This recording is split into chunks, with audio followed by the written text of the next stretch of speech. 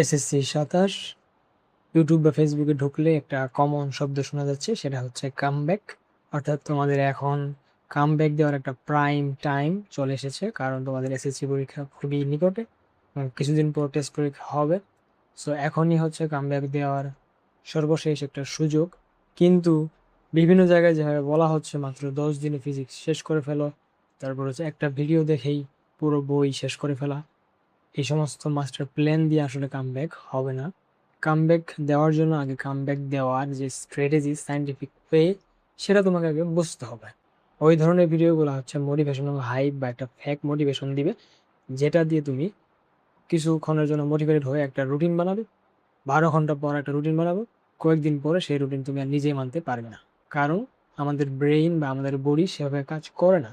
আমাদের বডি বা ব্রেন যেভাবে কাজ করে সেটা জেনে সায়েন্টিফিক ওয়ে তোমাকে তৈরি করতে হবে। আর এই ধরনের ভিডিওগুলো জাস্ট কোর্স সেল বা তোমাকে বোকা বানানোর জন্য তৈরি করা হয়। সো এই ভিডিওতে তোমরা জানতে পারবে কিভাবে তুমি আসলে কামব্যাক দিতে পারো একটা স্ট্র্যাটেজিক্যাল এবং সায়েন্টিফিক ওয়েতে।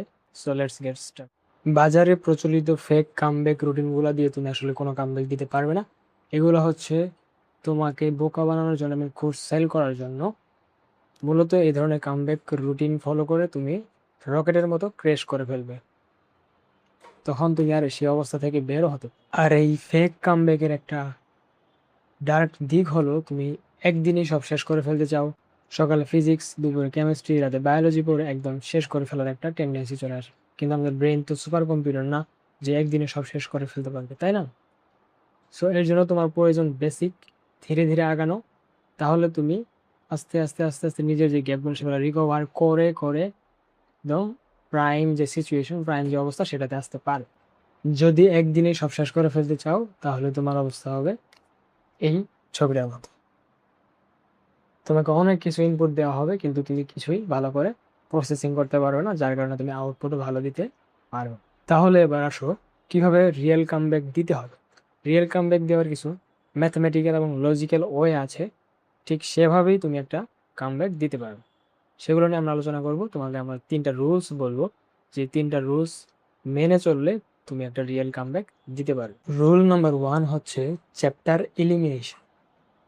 অর্থাৎ তোমার যদি এখন পাশ করা নিয়ে একটা টানাটানি অবস্থা চলে আসে, তাহলে তোমাকে সব কিছু পড়লে চলবে না। তোমাকে আগে বুঝতে হবে যে কোন চ্যাপ্টারগুলো আসলে পড়া উচিত, কোন চ্যাপ্টারগুলো থেকে কোশ্চেন বেশি আসে, এবং কোন চ্যাপ্টারগুলো পড়লেই তুমি একটা ভালো রেঞ্জের মার্ক এনশিওর করতে পারবে। সেই জন্য তোমাকে আগে টেস্ট পেপারে যেতে হবে, সেখানে দেখতে হবে যে কোন চ্যাপ্টারগুলো বেশি ইম্পর্টেন্ট এবং কোন চ্যাপ্টারগুলো কম ইম্পর্টেন্ট। সো বেশি ইম্পর্টেন্ট চ্যাপ্টারগুলো তোমাকে আগে পড়তে হবে এবং কম ইম্পর্টেন্ট চ্যাপ্টারগুলো তোমাকে বাদ দিতে হবে। সেজন্য প্রথমে তুমি 3টা চ্যাপ্টার নাও, যেগুলো খুব সহজ এবং যেগুলো খুবই ইম্পর্টেন্ট। সেগুলো শেষ করে ফেললে তোমার কনফিডেন্সও বুস্ট আপ হবে এবং পরবর্তীতে তোমার আরও বেশি পড়ার যে আগ্রহ সেটা বাড়ে। রুল নাম্বার 2 হচ্ছে 80-20 রুলস। অর্থাৎ বোর্ড পরীক্ষায় তোমার 20% জায়গা থেকে 80% কোশ্চেন আসে। অর্থাৎ বইয়ের মাত্র 20% গুরুত্বপূর্ণ জায়গা আছে, যেগুলো থেকে পড়লেই তোমার 80% মার্ক এনশিওর করতে পারবে। সেটা বোঝার জন্য টেস্ট পেপারই তোমাকে হেল্প করবে, কারণ সেখানে তোমাকে গুরুত্বপূর্ণ জায়গাগুলো থেকে যে কোশ্চেনগুলো আসছে সেগুলো তোমাকে দেওয়া আছে। সো সেই কোশ্চেনগুলো পড়ার মাধ্যমেই তুমি আস্তে আস্তে বুঝতে পারবে যে কোন জিনিসগুলো বেশি গুরুত্বপূর্ণ, কোন জিনিসগুলো আমাকে পড়তে হবে, বেশি অগ্রাধিকার দিতে হবে। এখন তোমাকে পুরো বই নিয়ে পড়তে বসলে চলবে না, তোমাকে সিলেক্টিভ ওয়েতে পড়তে হবে। যার কারণে তোমাকে দেখতে হবে আগে যে কোন জিনিসগুলো বেশি গুরুত্বপূর্ণ, সেই জিনিসগুলোই আগে বই থেকে জিনিসটা বুঝে নিবে, রিডিং করে নিবে, এবং কনসেপ্ট ক্লিয়ার হওয়ার পরে সেই কোশ্চেনগুলো আবার আসবে সমাধান করার জন্য। এভাবে তোমার যে বেসিকটা সেটা স্ট্রং হবে এবং আরও নতুন কোশ্চেন সলভ করার যে এবিলিটি সেটা তোমার তৈরি হবে। এরপরে আসো রুল নাম্বার 3, মাইক্রো টার্গেটস। অর্থাৎ একদিনে যদি সব শেষ করে ফেলতে চাও, তাহলে তুমি কিছুই করতে পারবে না। এখন কামব্যাক মানে এই না যে তুমি 3 দিন টানা রাত জেগে পড়লে এবং চতুর্থ দিনে গিয়ে অসুস্থ হয়ে পড়লে, তাহলে তোমার আসলে কামব্যাক দেওয়া হবে না। তার চেয়ে বরং টানা 30 দিন দিনে 4 থেকে 6 ঘন্টা করে পড়াশোনা করে, তার চেয়ে অনেক বেটার, ভালো করা যাবে, বেটার ওয়েতে কামব্যাক দেওয়া যাবে। সো তোমার একটা টার্গেট সেট করো যে এই সময়ের মধ্যে আমি কামব্যাক দিব, বা এই সময়ের মধ্যে আমি হচ্ছে আমার সিলেবাসটা শেষ করব। তারপরে তুমি day by day micro target set করো, যে কালকে আমি কী কী পড়বো, ওইটা হচ্ছে আগে লিখে রাখো।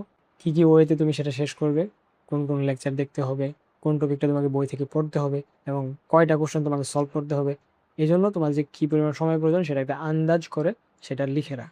এইভাবে যখন মাইক্রো টার্গেট সেট করে করে পড়বে, তখন তুমি আস্তে আস্তে একটা ডোপামিন লোডিং পাবে, যার কারণে তোমার ভালো লাগা শুরু করবে এটা শেষ করা পর্যন্ত। তার কারণে তোমার একটা ভালো লাগা শুরু করবে এটা শেষ করা পর্যন্ত, কারণ আমাদের ব্রেন চ্যালেঞ্জ নিতে ভালোবাসে। পরবর্তীতে দেখবে যে ব্রেন তোমাকে পুশ করছে পরের দিনের পড়া কমপ্লিট করার জন্য। মনে রাখবে যে রিয়েল কামব্যাক হয়ে হলো সাইলেন্টলি, যখন কামব্যাকের যে আউটপুট সেটা হচ্ছে তোমার অনেক লাউড হবে, তখন বোঝা যাবে যে তুমি একটা কামব্যাকের মধ্য দিয়ে গেছো, তোমার একটা পরিবর্তন হয়েছিল। তার আগে বোঝা যাবে না যে তুমি আসলে একটা পরিবর্তনের মধ্যে দিয়ে যাচ্ছ।